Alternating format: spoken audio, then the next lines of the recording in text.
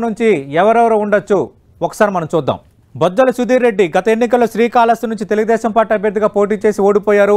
మాజీ మంత్రి బొజ్జల గోపాల్ రెడ్డి తనయుడు ప్రస్తుతం టీడీపీ ఇన్ఛార్జిగా ఉన్నారు. ఈసారి బొజ్జల సుధీర్ రెడ్డి తిరిగి శ్రీకాళహస్తి నుంచి టీడీపీ అభ్యర్థిగా రంగంలో దిగే అవకాశం కనిపిస్తోంది. గాలి భానుప్రకాష్ నగరి, మనకు తెలుసు గాలి ముద్యోగప్రశ్న నాయుడు మాజీ మంత్రి తనయుడు గాలి భానుప్రకాష్ గత ఎన్నికల్లో నగరం నుంచి పోటీ చేసి ఆర్కే రోజా చేతిలో ఓడిపోయారు. ప్రస్తుతం రోజా మంత్రిగా ఉన్నారు.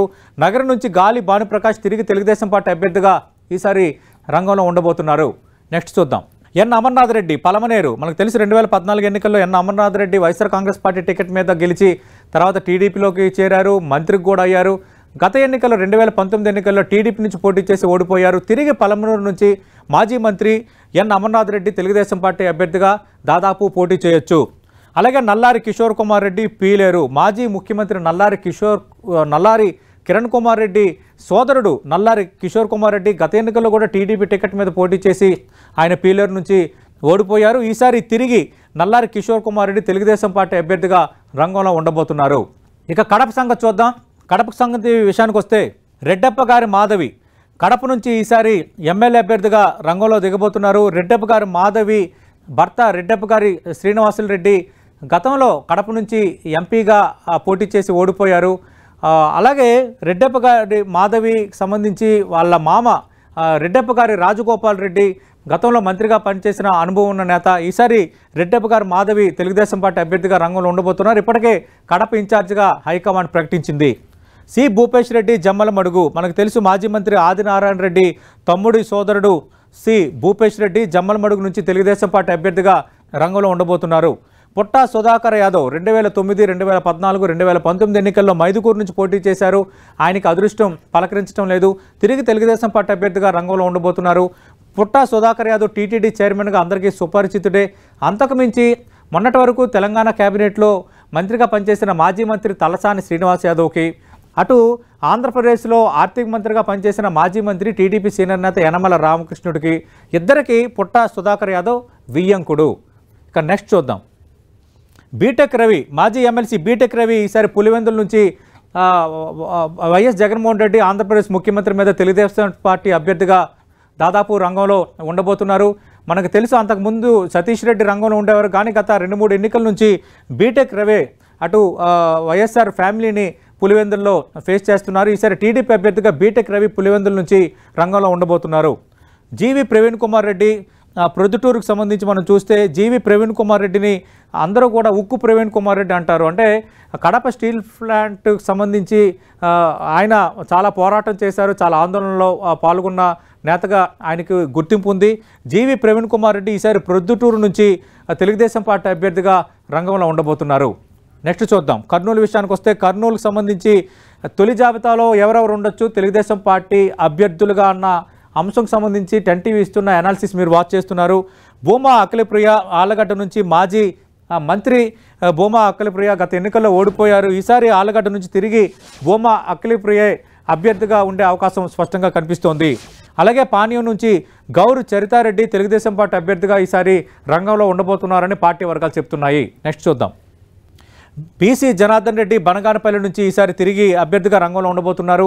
కర్నూలు నుంచి టీజీ భరత్, టీజీ వెంకటేష్ తనయుడు ఈసారి టీడీపీ అభ్యర్థిగా రంగంలో ఉండే అవకాశం ఉంది.